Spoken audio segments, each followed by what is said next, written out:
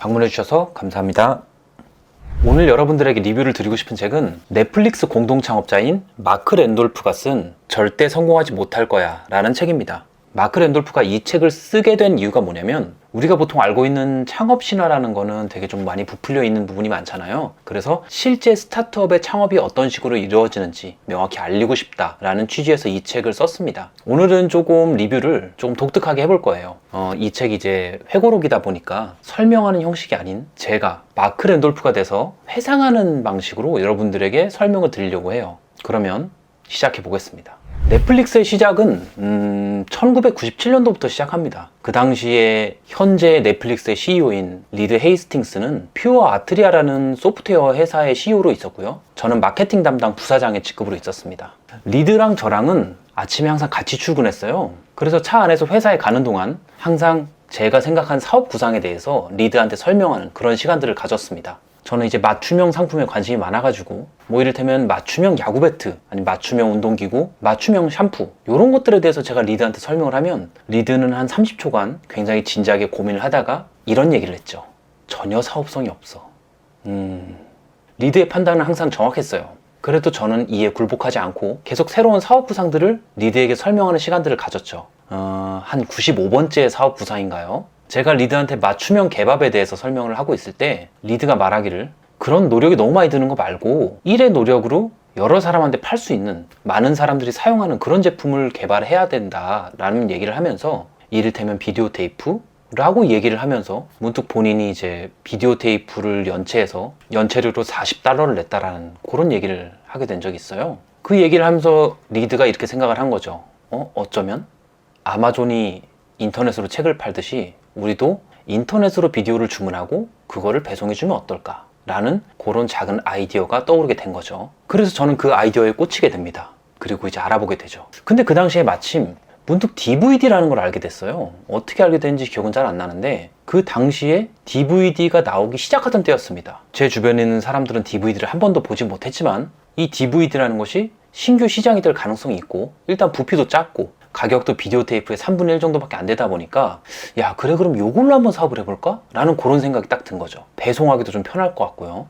그래서 일단 고민만 하지 말고 한번 해보자 라는 생각에 DVD랑 비슷한 CD를 하나 구해서 우편 봉투에 넣은 다음에 리드의 집으로 보내보는 거죠. 근데 얼마 지나지 않아서 CD 봉투가 리드의 집에 무사히 도착한 걸 확인한 겁니다. 그때 확신이 들었죠. 야 이거다. 우리가 DVD의 선두주자가 돼보자 라는 생각이 딱 든 거죠.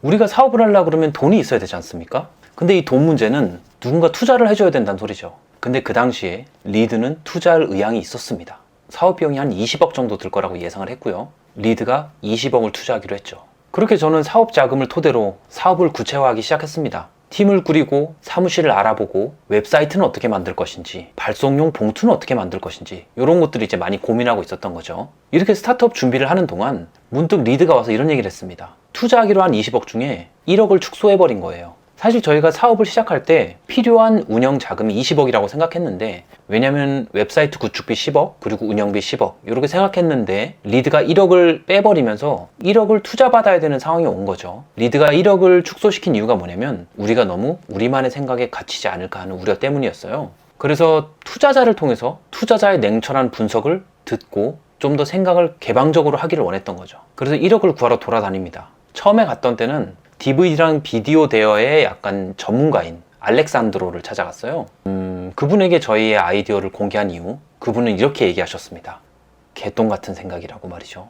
그 얘기를 듣고 나니까 사실 두려움이 조금 생기긴 했는데 그래도 포기할 순 없죠. 다른 투자자들을 찾아갔어요. 그 다음번에 찾아간 투자자는 제 이전 회사의 상사였습니다. 그 상사에게 이런저런 사업 얘기를 하니까 굉장히 긍정적으로 받아들여줬어요. 그래서 넌지시 얘기를 했죠. 2,500만 원 정도만 투자해 줄 수 있겠냐 라고 해서 투자를 받아냈습니다. 나중에 와서 투자할 때의 심정을 여쭤보니까 2,500만 원은 잃은 돈이다 라고, 그런 마음가짐으로 투자를 했다라고 하시더라고요. 그리고 남은 2,500만 원은 어쩔 수 없이 어머니께 연락을 드려서 투자를 받아냈죠. 어찌됐건 그렇게 해서 1억을 마련했습니다.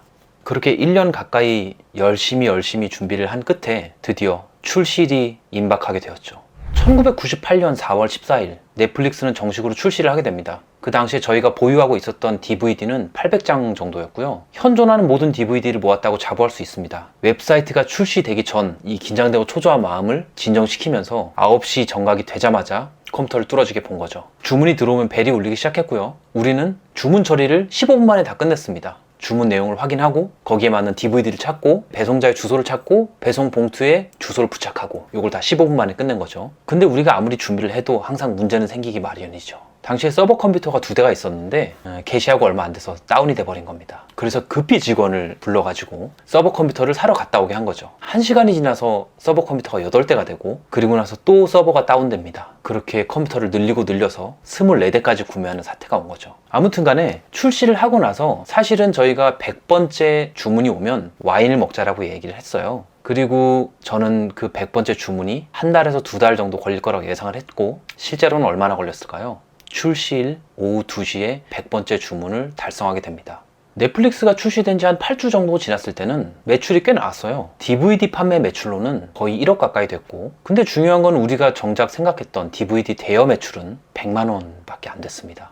좀 이상한 구조가 됐죠. 그래서 우리는 생각했죠. 야, 이거 DVD를 대여하는 전략이 필요하다. 홍보를 하기 시작합니다. 근데 홍보를 맺을 제휴 업체를 찾았어요. 바로 DVD 플레이어 제조사죠. 도시바랑 소니가 있었고요. 어떤 식으로 제휴를 맺었냐면 도시바랑 소니에 우리의 무료 대여 쿠폰을 붙여서 DVD 플레이어를 판매해달라 라는 그런 제휴를 맺은 겁니다. 한마디로 윈윈 전략인 거죠. 물론 저희는 무료로 대여를 해줘야 되기 때문에 비용적인 부담이 크긴 했지만요. 그 당시에는 존재를 알리는 게 더 중요하다고 생각했었습니다. 그렇게 홍보를 하고 있는 와중에 갑자기 아마존에서 연락이 오는 겁니다. 그 당시에는 지금만큼 아마존이 거대하진 않지만 그 당시에도 온라인 강자였죠. 아마존이 연락을 한 이유는 명백했습니다. DVD 판매 시장에 관심을 갖기 시작한 거죠. 한마디로 사업 매각에 대해서 관심을 가진 겁니다. 저랑 리드가 아마존에 가서 제프 베조스랑 사업 매각 얘기를 할 때 제프 베조스는 저희한테 대략 140에서 160억 정도를 제시를 했고요. 사실 저는 괜찮았어요. 저는 넷플릭스 사업을 할 때 어떤 금액을 투자를 하지 않고 대신 노동력을 투자했기 때문에 야 그래 1년 동안 이렇게 준비한 거 치고 이 정도 금액이라면 나쁘지 않은데 라고 생각을 했지만 리드의 생각은 달랐죠. 리드는 넷플릭스의 가치가 더 높다라고 판단을 한 거죠. 그래서 결국 매각은 무산이 됐습니다. 근데 중요한 사실이 있어요. 아마존이 DVD에 관심을 가지기 시작했다라는 건 얼마 지나지 않아서 저희의 DVD 판매 매출이 바닥으로 떨어질 거란 얘기랑 별반 다르지 않았던 거죠. 그래서 저랑 리드는 DVD 대여 사업에 올인을 하기로 결심했습니다. 근데 말씀드렸다시피 DVD 사업 매출이 100만 원밖에 안 나왔잖아요. 그래서 자금이 필요했습니다. 그 자금들은 리드의 유명세를 통해서 투자자를 유치를 했고요. 거의 60억 가까운 자금을 유치한 이후에 조금 숨통이 트이게 됐죠. 그렇게 넷플릭스의 덩치를 키우고 있는 와중에 출시한 6개월 정도 지나서 리드가 저를 불렀습니다. 그리고 제 앞에서 노트북을 열고 PPT를 시작했죠. PPT 첫 장에는 성과라고 크게 써 있었어요. 그 다음 장에는 제가 넷플릭스에서 기여한 일, 그리고 그 뒷면에는 저의 단점들이 나열돼 있었죠. 저의 부족한 전략적 감각, 부족한 사업 운영 능력, 부족한 자금 운용 능력, 이런 것들을 되게 정중하게 까기 시작합니다. 그러면서 리드가 본인이 CEO로 나서겠다라는 제안을 하게 돼요. 저는 굉장히 큰 상처를 받았습니다. 사실은 약간 회사를 뺏긴 것 같은 그런 느낌이었어요. 근데 더 슬픈 건 뭐냐면 리드의 말을 인정할 수밖에 없는 그 현실이 더 슬펐습니다. 왜냐면 구구절절 맞는 말이었어요. 사실 제가 생각할 때 저는 운용 능력이 뛰어나기보다는 사실 창의성이 뛰어난 쪽에 막 가깝다고 생각합니다. 그리고 저는 사실 자금 운용 능력도 굉장히 좋지 않았죠. 그래서 결국 리드가 CEO를 맡고 저는 사장직을 맡게 되었죠. 1999년에 이 넷플릭스 출시가 1년이 됐을 때 저희의 자금난은 굉장히 심각했습니다. DVD 플레이어에 같이 보내는 무료 DVD 대여 쿠폰 때문에 운영비가 굉장히 많이 소요되는 부분들이 있었거든요. 회원은 늘어나지만 정작 버는 수입은 지출을 따라가지 못하는 그런 상황이 발생된 거죠. 뭔가 특출난 대책이 필요했습니다. 그래서 굉장히 고심을 하게 된 거죠. 그러다가 3가지 아이디어를 생각해냈습니다. 하나는 연체료를 없애기, 그리고 하나는 고객들이 DVD를 반납하자마자 바로 고객들이 좋아할 만한 DVD를 배송해 주는 것, 그리고 3번째는 구독 서비스입니다. 일정 금액만 내면 계속해서 DVD를 추천해주고 배송해주는 그런 시스템인 거죠. 그리고 우리는 한 번에 3가지를 적용을 했죠. 그 결과가 어땠냐? 고객들은 그냥 좋아하지 않았어요. 고객들은 너무너무 좋아했습니다. 이렇게 고객들이 좋아하고 나니까 우린 또 선택을 해야 되는 순간이 온 거예요. 과연 구독 서비스와 대여 서비스를 같이 가져갈 것인가? 일전에 DVD 판매와 대여에서 갈등했던 것과 같은 똑같은 상황이 발생된 거예요. 그래서 우리는 선택과 집중을 하기로 합니다. 대여 서비스를 없애고 구독 서비스에 올인을 하게 된 거죠. 2000년 9월쯤에 넷플릭스 출시 2년 반이 됐을 때입니다. 그때의 넷플릭스는 유료 회원이 20만 명, 그리고 DVD는 100만 장 정도가 창고에 있었고요. 매달 80만 장 정도의 DVD를 배송했습니다. 근데 회원이 늘어날수록 문제가 생겼어요. 뭐냐면 저희가 구독 서비스를 하면서 구독 첫 달은 무료로 하는 그런 정책을 시행을 했는데 구독자 수가 늘어남에 따라서 지출 비용이 감당이 안 되는 거예요. 그래서 사람이 늘어나면 늘어날수록 지출 비용은 더 커지는 그런 문제가 발생한 거죠. 그럼 투자처를 찾아야 되는데 그 당시에 닷컴 버블이 꺼지던 시기여가지고 벤처 투자에 대한 인식이 아주 바닥이었습니다. 돈을 구할 곳이 없었던 거죠. 그래서 결국 리드와 저는 넷플릭스를 매각하기로 결정합니다. 어디다가 매각을 하면 좋을까? 당시에는 블록버스터라는 그 오프라인 비디오 대여점이 있었어요. 사실 저희가 하는 DVD도 영화에 관련돼 있고 그 비디오 대여점도 영화에 관련돼 있고 블록버스터에다가 이 사업을 매각하면 충분히 가치를 어필할 수 있겠다는 생각이 들어서 블록버스터를 찾아갑니다. 블록버스터의 CEO인 존 엔티오코를 찾아가서 저희의 사업성과 그리고 잠재성에 대해서 이제 PPT를 하고 마지막에 금액에 대한 얘기를 했죠. 블록버스터의 CEO가 그래서 너네 얼마를 원해? 라고 했을 때 리드는 500억을 불렀습니다. 그 답변을 듣고 장래의 분위기가 미묘하게 변하는 그런 느낌을 감지했습니다. 뭐냐면 존 엔티오코는 웃음을 참고 있었어요. 저와 리드가 블록버스터에서 매각 회의를 끝내고 돌아가는 동안 우리에게 남은 선택지는 이제 하나밖에 없었죠. 블록버스터와 싸워서 이기는 것밖에 없었습니다. 블록버스터와의 매각 협상이 끝나고 난 이후에 어찌됐건 우리는 자금을 유치해야 되잖아요. 그래서 우리는 기업 공개에 사활을 걸었습니다. 상장을 해서 주식을 파는 수밖에 없었던 거죠. 근데 사실상 덩치를 키우는 데 집중하다 보니까 회사에 불필요한 것들이 굉장히 많았어요. 그 중에 가장 마이너스가 되는 부분이 불필요한 인원이었습니다. 우리는 직원의 40%를 감축하기로 결정을 했습니다. 굉장히 지옥 같은 그런 결정이었던 거죠. 하지만 회사의 미래를 위해선 어쩔 수 없는 선택이었습니다. 2002년 5월 넷플릭스 출시 한 4년쯤 됐을 때예요.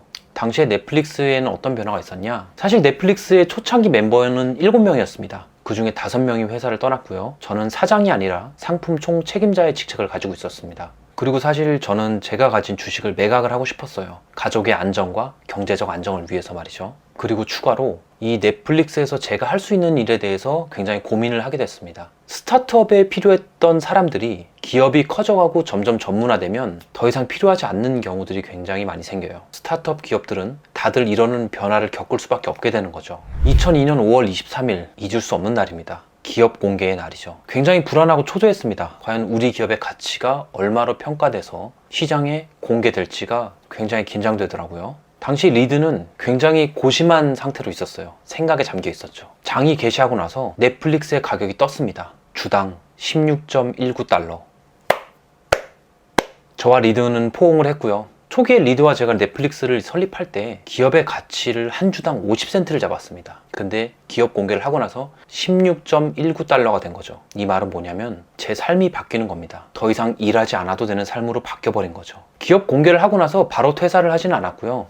그 다음에 봄까지 저는 마지막 프로젝트를 했습니다. 그 프로젝트를 끝으로 저는 넷플릭스와 작별 인사를 하게 됩니다. 사실 넷플릭스가 커오면서 깨달은 바가 뭐냐면 저는 큰 회사랑 맞지 않는다는 거를 깨닫게 됐습니다. 제가 잘할 수 있고 제가 좋아하는 일은 스타트업 기업과 관련된 일이란 걸 깨달은 거죠. 저는 창의적인 업무를 좋아하고 그리고 굉장히 많은 문제점들이 있는 업무를 좋아하기 때문에 이렇게 구조화되고 체계화된 회사 속에서는 제 역량을 충분히 발휘하지 못한다는 사실을 깨달았습니다. 그래서 넷플릭스를 나가게 된 거죠. 2003년에 퇴직을 하고 나서 16년간 저는 스타트업 CEO들을 코치하는 업무를 했고요. 그리고 10여 군데 스타트업의 투자자로서 활동을 했습니다. 지금도 스타트업 코치로서 활동을 하고 있고요. 여러분들이 여러분들의 꿈을 누군가한테 얘기할 때 주변 사람들의 반응은 대체로 이렇습니다.